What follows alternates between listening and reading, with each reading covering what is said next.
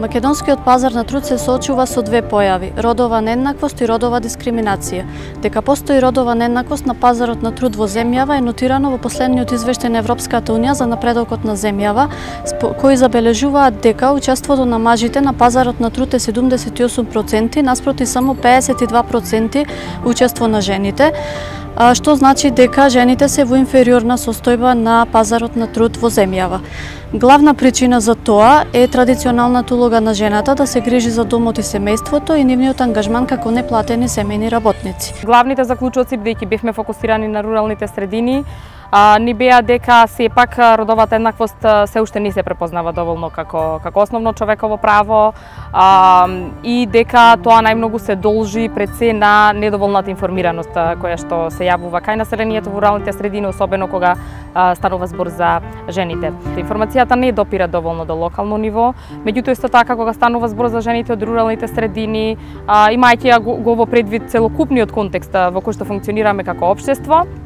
можеше да се забележи дека жената, особено во руралните средини, се уште повеќе сконцентрирана на домот, повеќе сконцентрирана во семејството, така да многу малку има пристап до информациите кои што се однесуваат на ЕУ, на интеграциите и на она што ќе ни следува во наредниот период. Знаеме дека жената е вклучена во најголем дел од земјоделското производство, а земјоделството е многу важно за развојот на економијата во државата.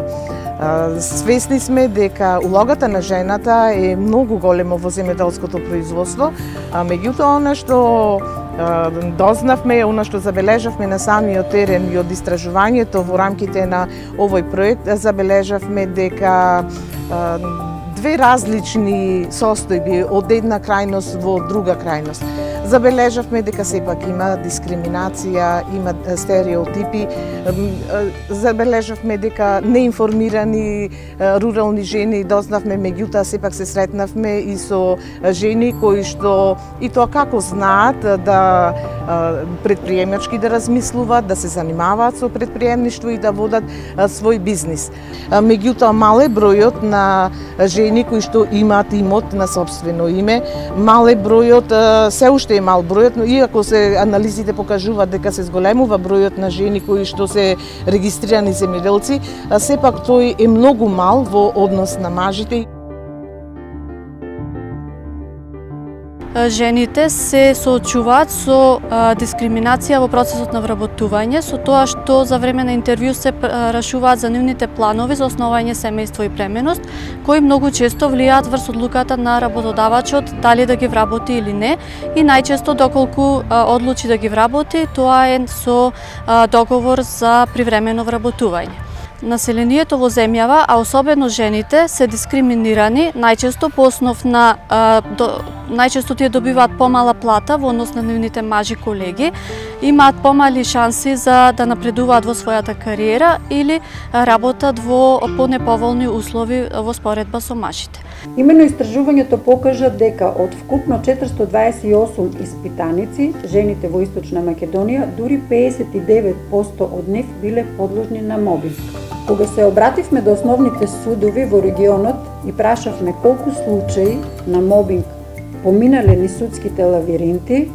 одговорот беше 1 или 2. Тоа значи дека во случајот жените воопшто или многу ретко се одлучуваат правдата да ја побарат во нашите институции. Многу беше интересен и фактот што дали постои разлика во однос на урбаните и руралните средини во однос на практикувањето на родовата еднаквост како основно човеково право. Дури над 80% беше напоменато дека да, постои разлика како се практикува во урбаните и во руралните средини. Чисто како пример, во собранието и во останатите клучни институции, жените се застапени согласно квотите, согласно законската регулатива која што имаме, меѓутоа во руралните средини, во процесите на донесување на одлуки на локално ниво, особено од започнувајќи од местните заедници па натаму, овој сегмент останува непокриен. Она што треба во идниот период да се направи, сметам дека треба да има поголема вклученост и на надлежните институции од државата и на граѓанскиот сектор со цел да им помогнат на жените во руралните средини затоа што тие знаат и можат и доколку бидат доволно информирани, правилно, вистински информирани, можат својот труд да го насочат во многу успешен предприемачки бизнис. Треба жените во руралните средини да бидат повеќе вклучени во здружувањата, да бидат здружени затоа да членуваат во здруженија, затоа што таму можат да доаѓаат до вистински информации, навремени информации, меѓутоа таму можат и да проговорат за своите проблеми со кои се соочуваат. Мора во идниот период институциите, надлежните институции, владата на државата, надлежното Министерство за земјоделство, а и Министерството за труд и социјална политика да развиваат нови мерки со кои ќе им се дава можност на руралните жени да го истакнат, да дојде до израз нивниот квалитет и